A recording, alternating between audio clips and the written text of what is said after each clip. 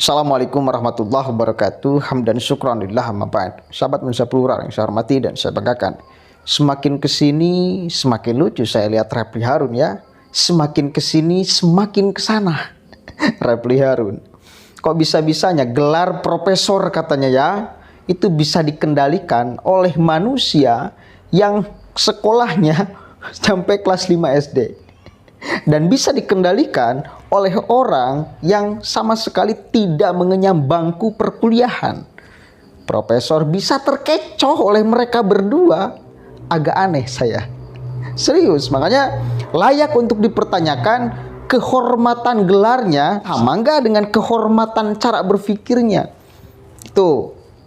Kamu masa iya kampus berbicara, sekolah berbicara mengenai ijazah Presiden Jokowi, lalu masih ngotot bahwa apa yang dilakukan, yang diucapkan oleh Sugeng Harja itu tidak menebarkan hoax katanya, karena barangnya tidak jelas.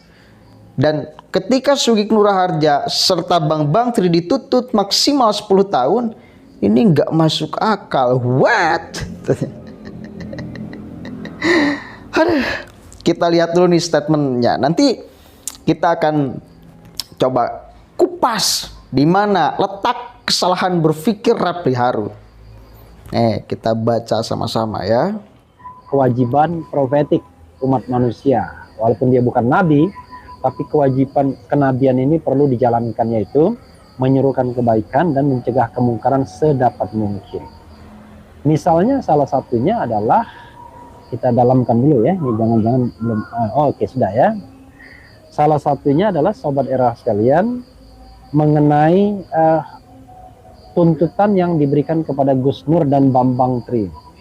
10 tahun, what? 10 tahun itu adalah tuntutan yang maksimal. Jadi kita jangan lupa Bambang Tri dan Gus Nur itu didakwa dengan 3 dakwaan. Dakwaan pertama adalah menyebarkan berita bohong yang tuntutan maksimalnya adalah 10 tahun. Dakwaan kedua itu menyebarkan ujaran kebencian dengan tuntutan maksimalnya 6 tahun. Dan yang ketiga adalah penodaan agama dengan tuntutan maksimalnya 5 tahun. Coba bayangkan ya, untuk hal yang sama sekali tidak jelas tiba-tiba dituntut maksimal.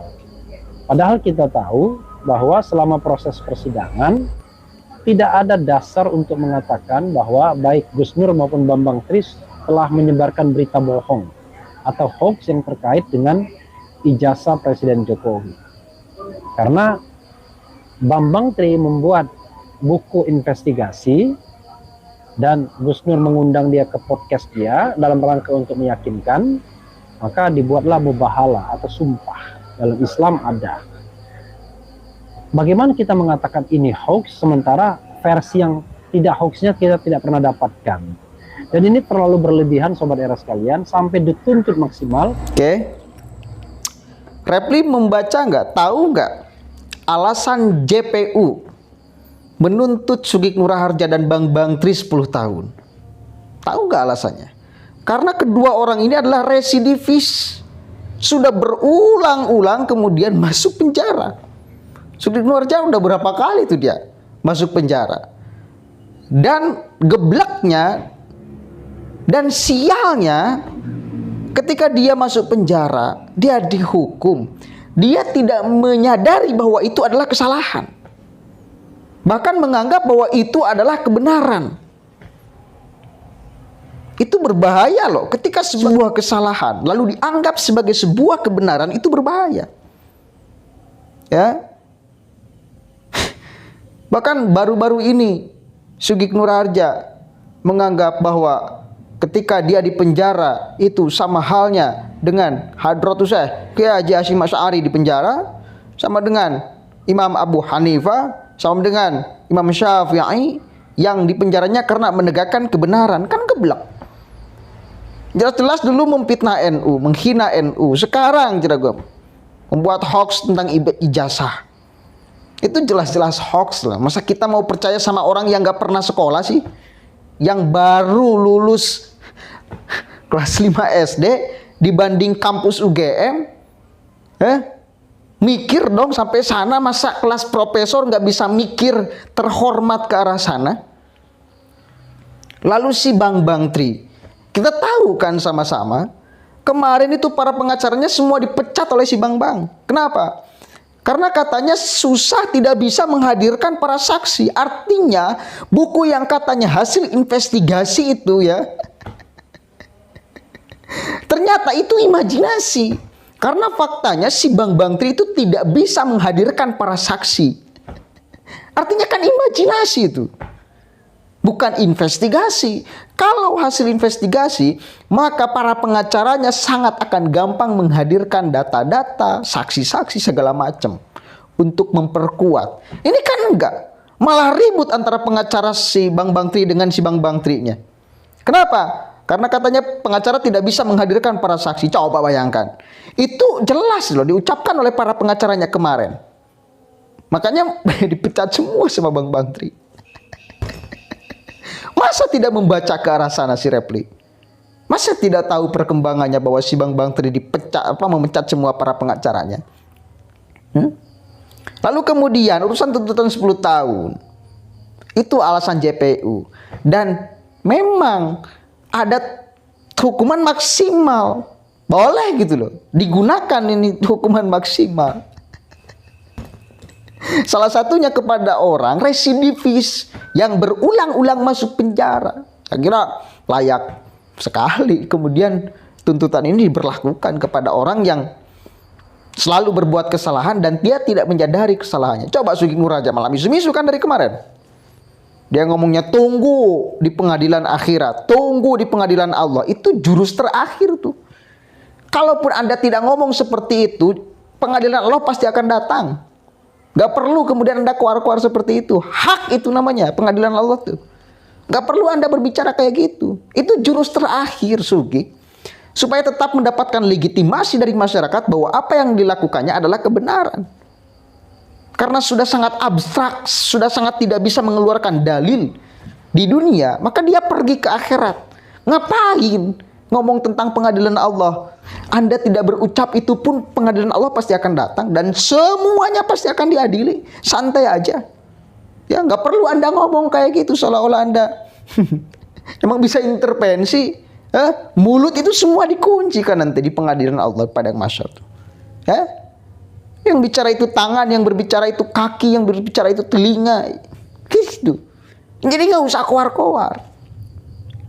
Nggak usah keluar-keluar tentang pengadilan Allah lah. Hadapi aja pengadilan dunia. Seolah-olah kan kayak gitu. Seolah-olah nanti lihat. Ngapain? Sudah pasti bakal ada kok. Nggak ada ngomong kayak gitu, pengadilan Allah pasti bakal ada. Santai aja Pak Sugi.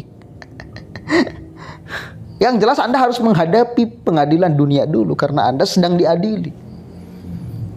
Lalu kan dia kowar-kowar, nggak ada yang dirugikan. Kata siapa nggak ada yang dirugikan? Anda ngomong kayak gitu itu menyangkut kehormatan loh. Kehormatan negara, bukan lagi biasa-biasa. Presiden yang Anda pertanyakan, yang Anda sebarkan hoax informasi ijazahnya. Kasihan ya kepada Repli Harun. Oh, gelarnya mentereng, sangat terhormat, tapi pikirannya sangat tidak terhormat. Layak sekali saya kira digunakan tuntutan itu untuk seorang residivis yang bukan hanya sekali pernah dipenjaranya, berulang-ulang, dan dia tidak merasa bahwa apa yang dilakukannya salah. Itu masalahnya. Urusan mubahalah saya sudah jelaskan kemarin. Itu bukan mubahalah, itu sumpah serapah. Dan lagian mubahalah itu tidak boleh dilakukan kepada sesuatu yang belum Anda yakin 100% terhadap itu. Ya, kecuali Anda niatnya memang berbohong gitu loh.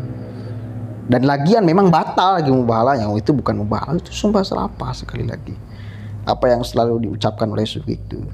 Dan dia terus bermain di wilayah itu mubahalah. Itu menjadi jurus saya kira. Menjadi jurus Sugi tuh mubahalah tuh. Hati-hati loh, Anda sering bermain-main dengan mubahalah. Padahal sumpah serapah dan Anda terus ulangi itu seolah-olah mubahalah.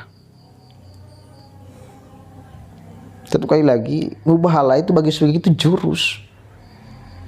Bukan sesuatu yang sakral, yang benar-benar memerlukan aturan-aturan. Ini kan seenaknya dia. Apa-apa mubahalah, apa-apa mubahalah. Kan geblek. Itu namanya mempermainkan ajaran agama. Mempermainkan agama. Mempermainkan ajaran agama sama dengan mempermainkan agama. Kan itu. Kesalahan itu Anda terus ulang-ulang loh.